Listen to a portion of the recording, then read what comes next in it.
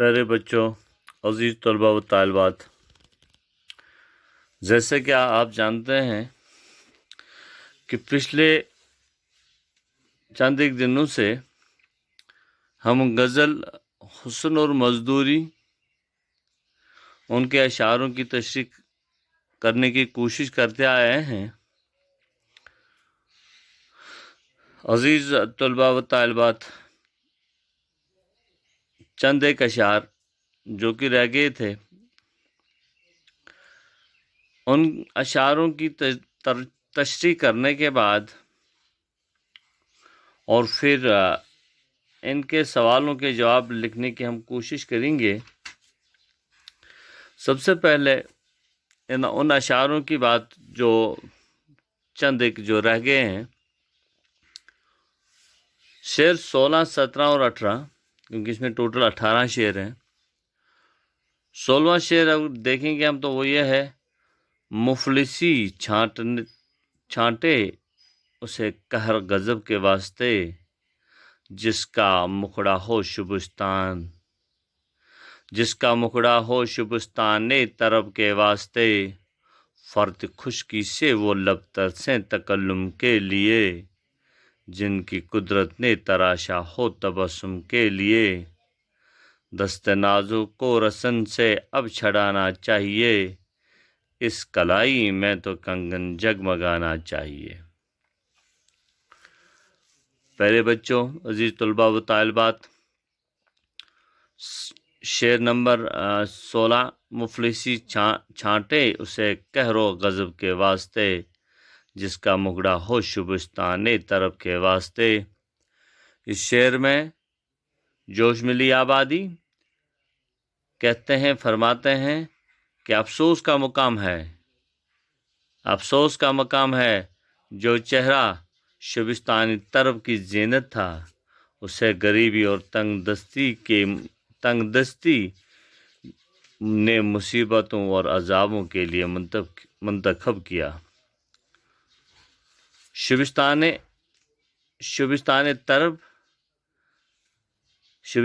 طرب رات کی مست کر دینے والی محفل کو کہتے ہیں۔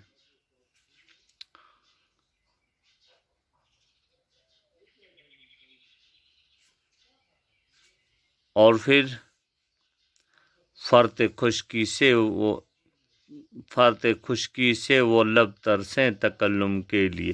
تکلم بات کو کہتے ہیں، کلام کو کہتے ہیں، جن کو قدرت نے تراشا ہو تبسم کے لیے۔ تبسم مسکراہٹ کو کہتے ہیں۔ تو اس شعر میں فرماتے ہیں، جن ہونٹوں کو قدرت نے مسکراہٹ بکھیرنے کے لیے بنایا تھا۔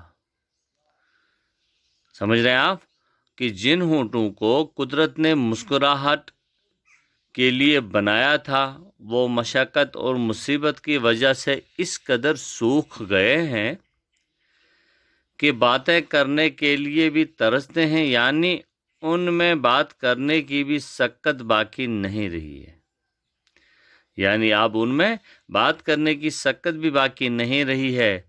دست نازک کو رسن سے اب چھڑانا چاہیے، اس کلائی میں تو کنگن جگمگانا چاہیے۔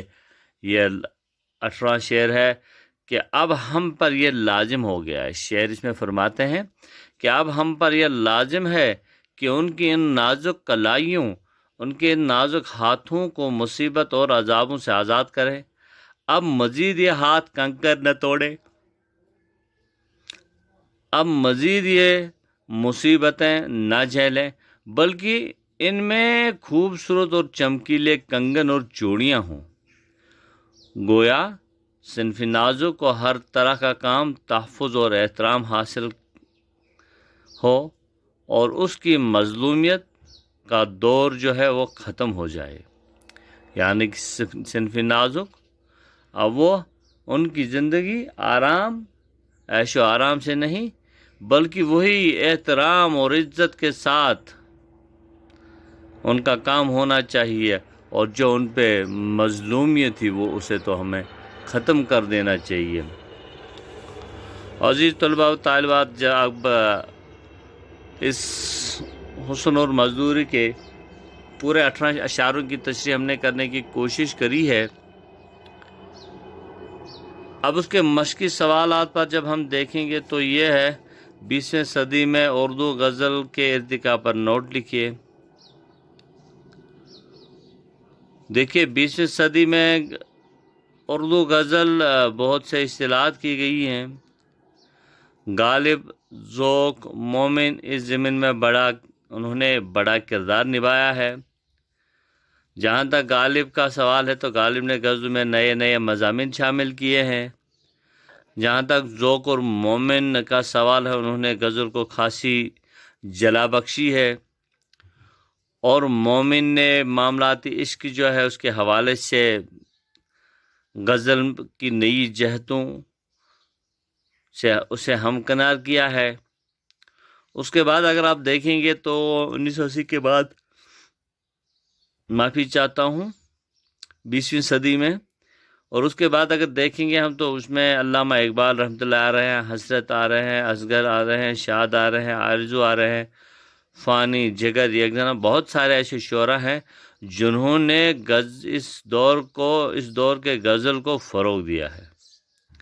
آپ جانتے ہیں کہ علامہ اقبال نے غزل کو فلسفے کی نئی رنگ و آہن سے روشناس کرایا، اور یہ بھی جانتے ہیں آپ غزل اپنا ارتقائی سفر طے کرتے کرتے فیض جس میں انقلاب، فراق، جذبی، ناصر کا یا پروین شاکر وغیرہ شعراء کے ہاتھ میں آئی، اور پھر جیسے کہ آپ جانتے ہیں کہ اس دور میں زندگی کی تلخ حقائق کو غزلوں کا موضوع انہیں بنا دیا گیا۔ مادی پرستی، بے چینی، انتشار، نفسیاتی الجھنیں، بہت سارے ایسے ہیں جو کہ غزل کے موضوعات کے طور پر سامنے آئے۔ اگر اس کے بعد دور جدید کے شاعروں نے غزل جس طرح